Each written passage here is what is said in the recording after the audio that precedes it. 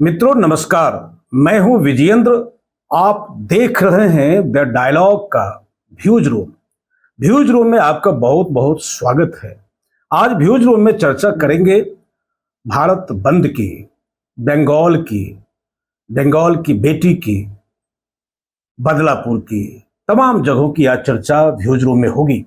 लेकिन फिलहाल चर्चा कर रहे हैं भारत बंद को लेकर के। कोटा के ऊपर कोटा, खास करके जो एससी एसटी के जो आरक्षण हैं, इस आरक्षण में क्रीमी लेयर की व्यवस्था की है कि जो शेड्यूल कास्ट और शेड्यूल ट्राइब्स को जो आरक्षण दिया गया है, इसमें मुट्ठी भर लोग आरक्षण का फायदा उठा रहे हैं और जो आरक्षण से वंचित हैं वह वैसी ही जिंदगी जीने को अभिशप्त हैं आज भी, जिस जिंदगी को लेकर के बाबा साहब अम्बेडकर ने संघर्ष किया था। तो ऐसी बात कही जा रही है आरक्षण के विरोधियों के द्वारा। अब सुप्रीम कोर्ट आरक्षण का विरोधी है या समर्थक है, सुप्रीम कोर्ट को जैसा लगा, सुप्रीम कोर्ट ने वह जजमेंट दिया कि निश्चित रूप से आरक्षण का जो व्यापक हित है, आरक्षण का जो उद्देश्य है, इस उद्देश्य में मुट्ठी भर लोग इसका बेजा इस्तेमाल ना करें। अगर एक बार आपको आरक्षण मिला, आप खाए पिए घाए वर्ग हो गए, तो आप अपने लोगों के लिए आरक्षण छोड़ दीजिए कि मुझे आरक्षण की कोई जरूरत नहीं है। और जो लोग अभी तक आरक्षण से वंचित है, आरक्षण का फायदा जो नहीं उठा पाया है, उनके लिए आरक्षण आप छोड़ दें। लेकिन ऐसा नहीं हो रहा है। सुप्रीम कोर्ट को हस्तक्षेप करना पड़ा और सुप्रीम कोर्ट ने जो जजमेंट दिया वो यह है कि रिजर्वेशन इन रिजर्वेशन की बात की, कोटा इन कोटा की बात की। इसको लेकर के खास करके जो दलित आदिवासी संगठन है, समाज है, यह बड़े पैमाने पर यह समाज नाराज है। अब यह नाराजगी, यह भारतीय जनता पार्टी का फैसला नहीं है, यह सुप्रीम कोर्ट का फैसला है। लेकिन फंस गई बीजेपी कोटा में। अब मामला तो सुप्रीम कोर्ट का है। अब भारतीय जनता पार्टी क्या करे? भारतीय जनता पार्टी को ना तो निगलते बन रहा है, ना उगलते बन रहा है। आरक्षण जो 21 के बंद में, आज जो 21 तारीख चल रहा है, भारतीय जनता पार्टी समर्थन करे या विरोध करे, सुप्रीम कोर्ट के फैसले के खिलाफ में जाए या समर्थन में जाए, कुल मिलाकर के भारतीय जनता पार्टी की स्थिति सांप छुछुंदर की हो गई है। वो निगले या उगले। फिलहाल पार्टी को बहुत बड़ा धक्का भारत बंद से, खास करके देश के दलित वंचित पिछड़ों की जो नाराजगी है, इस नाराजगी को लेकर के भारतीय जनता पार्टी अभी बैकफुट पर है, तेवर समाप्त है। और जब सुप्रीम कोर्ट का फैसला आया और तमाम आदिवासी और शेड्यूल कास्ट के लोग हैं, दलित समाज के लोग हैं, इनके संगठनों ने जब भारत विरोध का किया, तो भारतीय जनता पार्टी के लिए खतरे की घंटी बन गई। अब बजने भी लग गई है कि अब क्या होगा। वह बहुत प्रयास राज्य के अपने खेल होते हैं। आज आप देखे होंगे, जब से बंद समर्थकों ने सड़क पर निकलने का काम किया, रेल रोकने का प्रयास किया, जाम करने का प्रयास किया, पटना में भयानक लाठीचार्ज हुआ है, आंसू गैस के गोले छोड़े गए।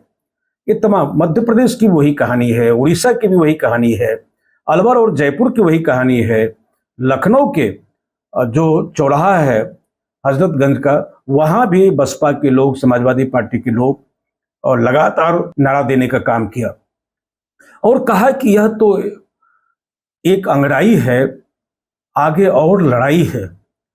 अब नारा तो नारा है, लेकिन यह नारा जो है भारतीय जनता पार्टी को भयभीत कर दे रहा है कि अब क्या होगा।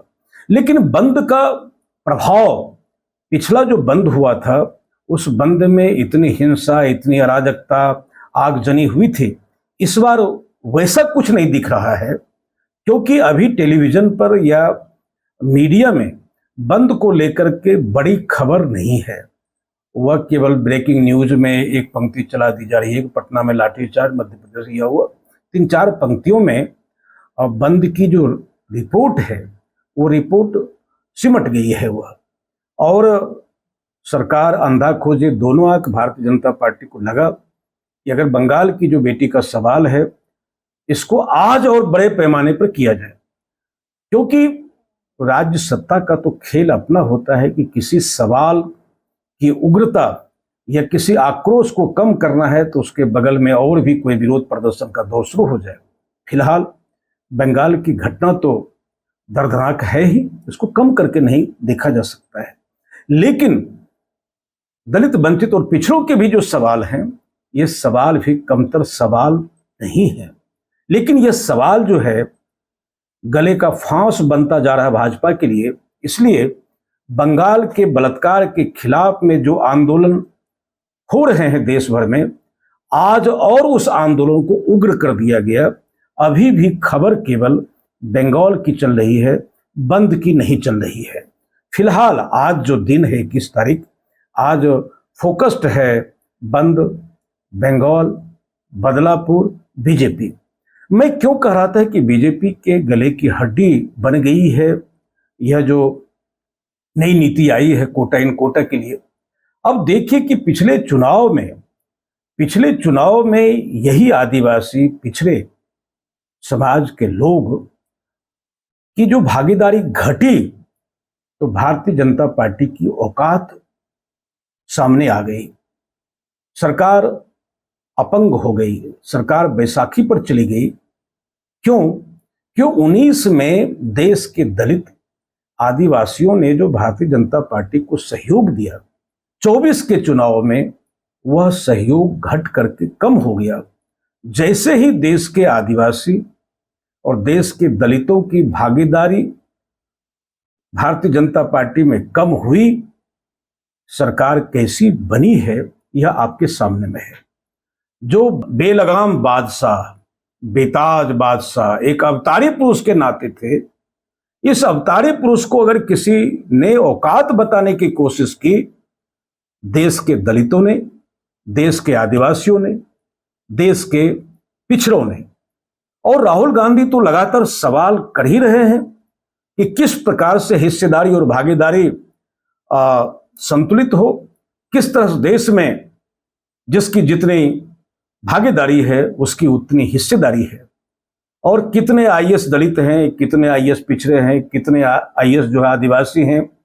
राहुल गांधी लगातार देश में घूम घूम करके डाटा दिखा रहे हैं। और क्यों राहुल गांधी से खतरा महसूस करती है भारतीय जनता पार्टी? कारण यही है कि राहुल गांधी ने कमजोर नब्ज पर हाथ रख दिया है और लगातार जाति आधारित जनगणना शुरू करने की बात कर रहे हैं और हिस्सेदारी और भागीदारी को सुनिश्चित करने की बात कर रहे हैं। और यही कारण है, ये जो सवाल राहुल गांधी लगातार उठा रहे हैं, यही सवाल राहुल गांधी को भारतीय राजनीति में आज जननायक के रूप में एक अवतार हो रहा है, जननायक के रूप में सामने आ रहा है। आपको थोड़ा सा मैं बता दूं कि अभी चुनाव है, अभी चुनाव महाराष्ट्र में है, झारखंड में है, हरियाणा में चुनाव है। हरियाणा में 17 सीटें हैं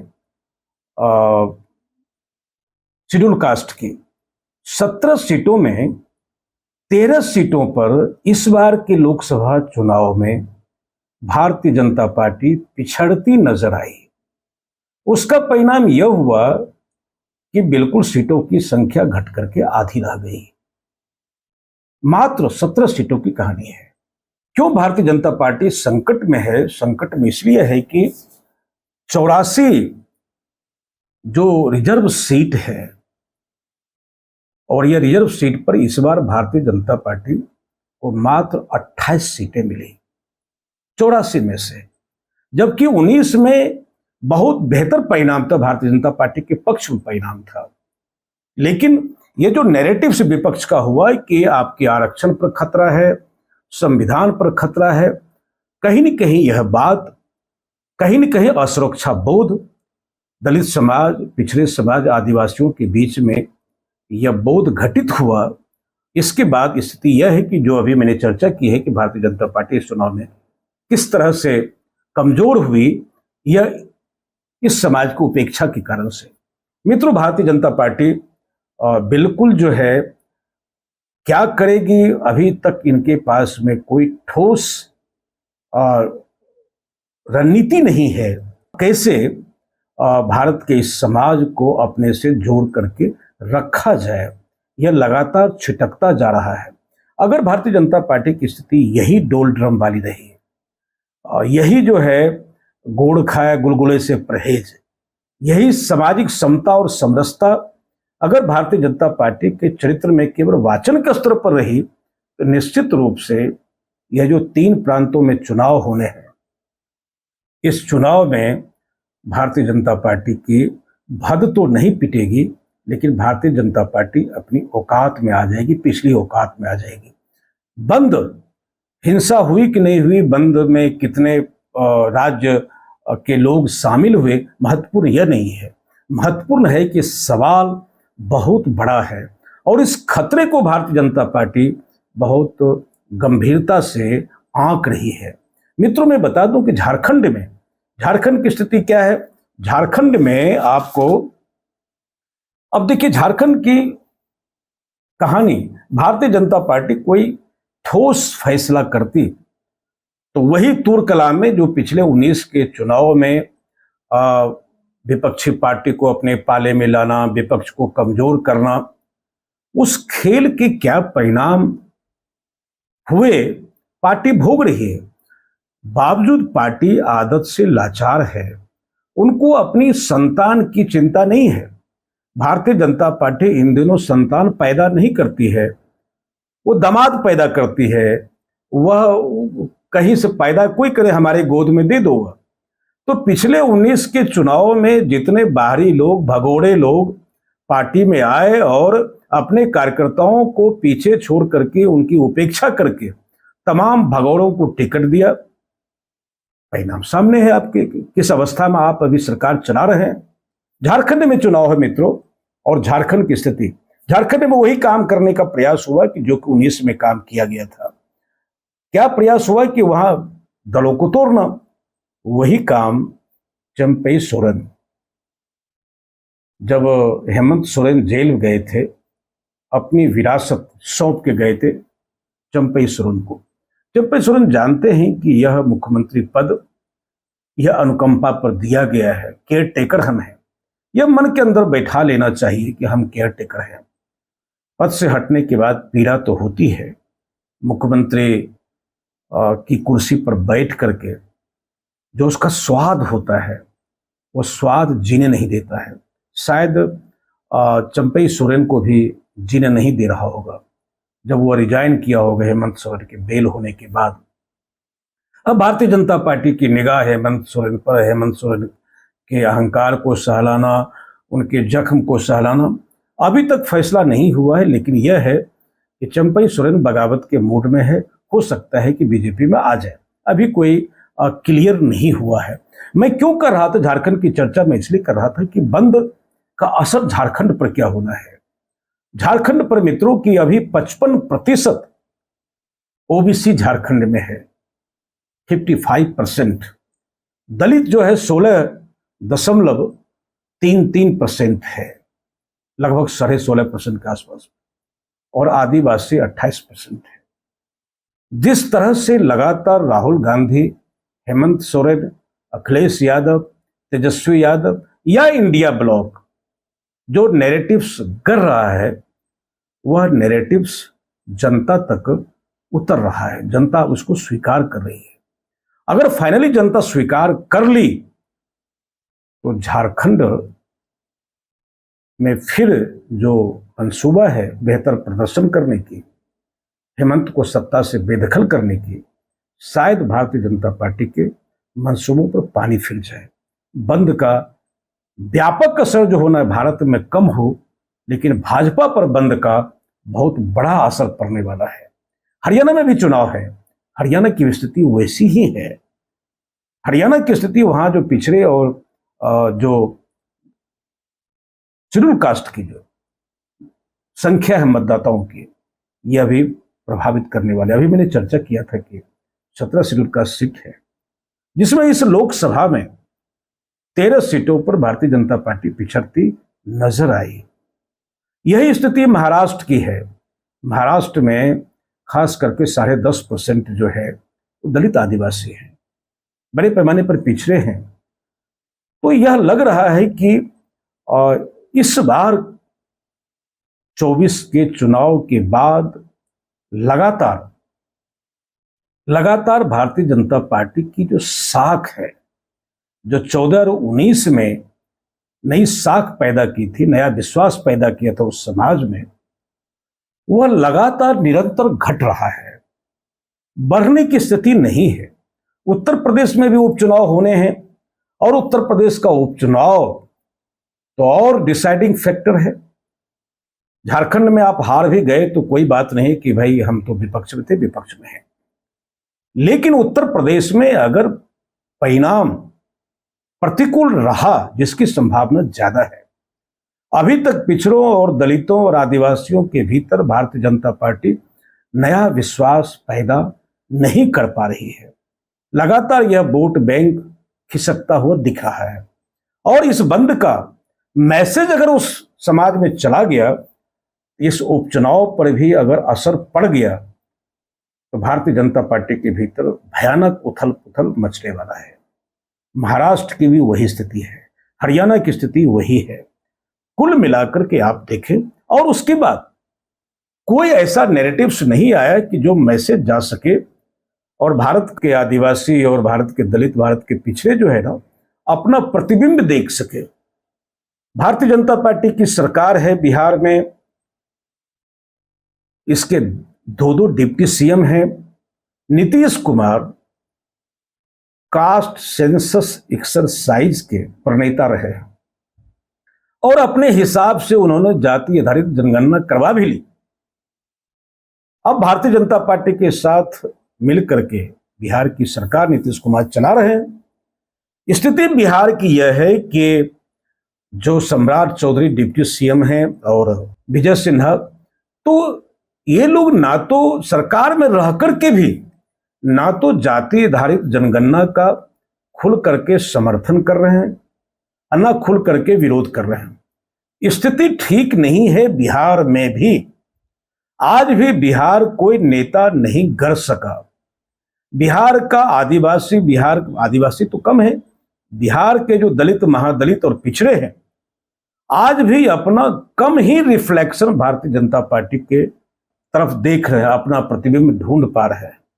प्रयास पार्टी बहुत करती है, सम्राट चौधरी को लाती है, उपेंद्र कुशवाहा को मोबिलाइज करती है, लेकिन जो मास कंसेप्ट है, आम अवधारणा है कि भारतीय जनता पार्टी खाए पिए अघाए वर्गों की पार्टी है, सवर्णों की पार्टी है, सवर्णों के हितों की रक्षक पार्टी है, आरक्षण को खत्म करना चाहती है और आरक्षण को खत्म करने के लिए कई प्रकार के वैचारिक हथकंडे को अपना रही है कि यह चाहे जो हो, सांप भी मर जाए, लाठी भी ना टूटे, आरक्षण खत्म हो जाए, भाजपा बदनाम भी ना हो जाए।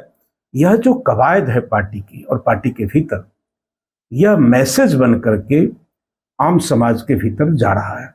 अगर यह मैसेज स्थापित रह गया तो बिहार में भी चुनाव 25 में होना है, खतरा बहुत बड़ा हो जाएगा पार्टी के लिए। फिलहाल आप देखे होंगे कि आज प्रधानमंत्री मोदी आज यूक्रेन गए, पोलैंड भी जाएंगे और यूक्रेन जा करके रशिया और यूक्रेन के बीच जो वार है, उस वार में क्या अपनी भूमिका अदा कर पाते हैं, शांति बहाल कर पाते हैं, या नरेंद्र मोदी पूरी दुनिया में अपनी खोई हुई प्रतिष्ठा को रीस्टोर करने में सफल होते हैं। यह तो पोलैंड और यूक्रेन यात्रा के बाद क्या कुछ होता है दुनिया की राजनीति में, यह देखना है। फिलहाल भारत की राजनीति नरेंद्र मोदी के पक्ष में खड़ी नहीं होती दिख रही है। यूक्रेन जाने के पहले जो मामला था लेटरल एंट्री का, और लेटरल एंट्री तो और आग में घी डालने का काम किया। इनको पता चल गया है कि लेटरल एंट्री से इसका असर पड़ जाएगा शेड्यूल कास्ट और शेड्यूल ट्राइब्स के रिजर्वेशन पर, और प्रधानमंत्री ने तुरंत रुकवाया कि अभी बंद करो लेटरल एंट्री को।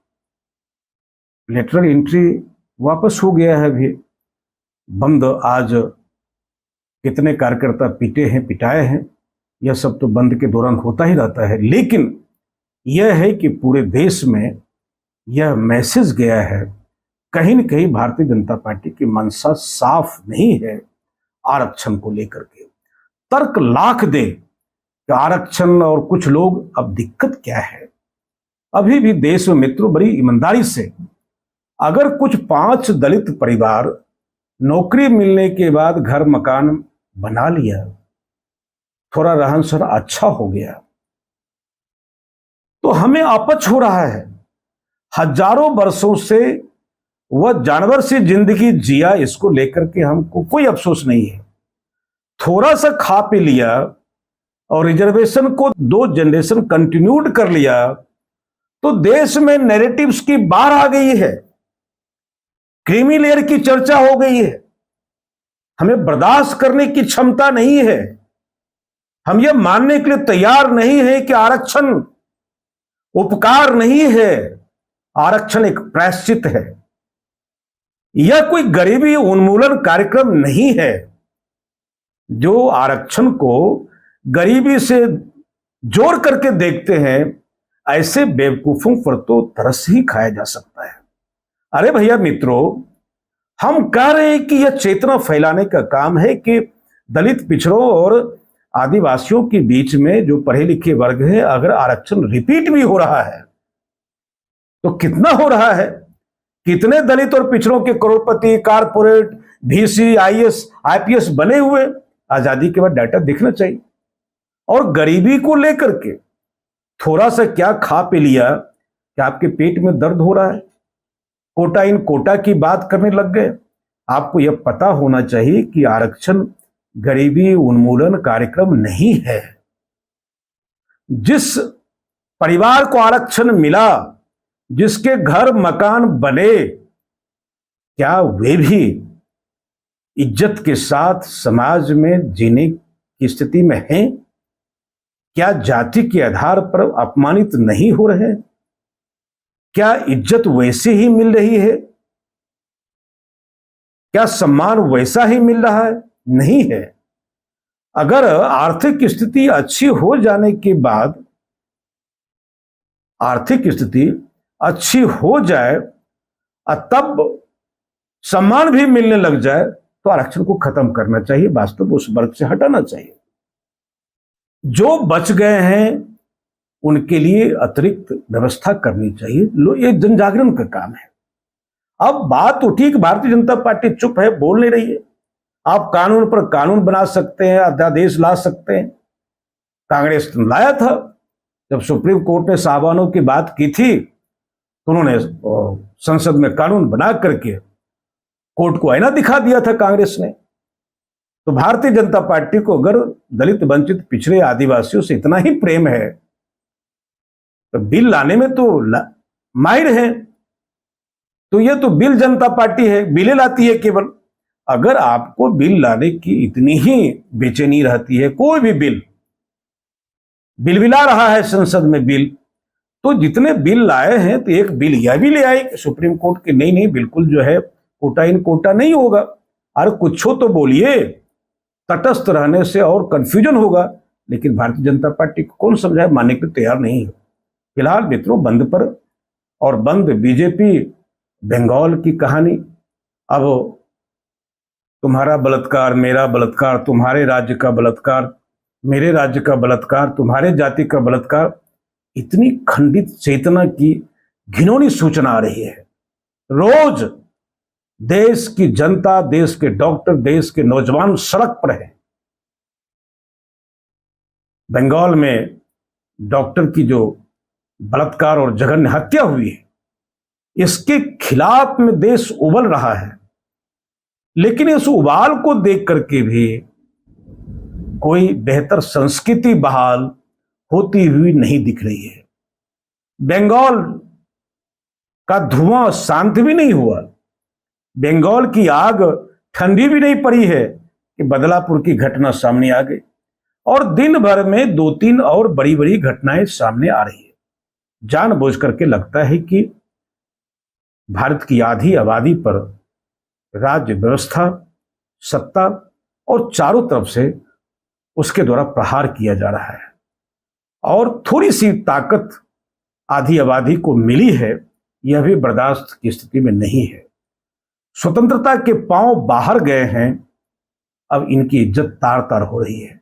सवाल बहुत बड़ा है। सवाल बंद का हो, सवाल बंगाल का हो, सवाल गैंग्स ऑफ बदलापुर का हो। बीजेपी परेशान है, बीजेपी घिर गई है कोटा के बीच।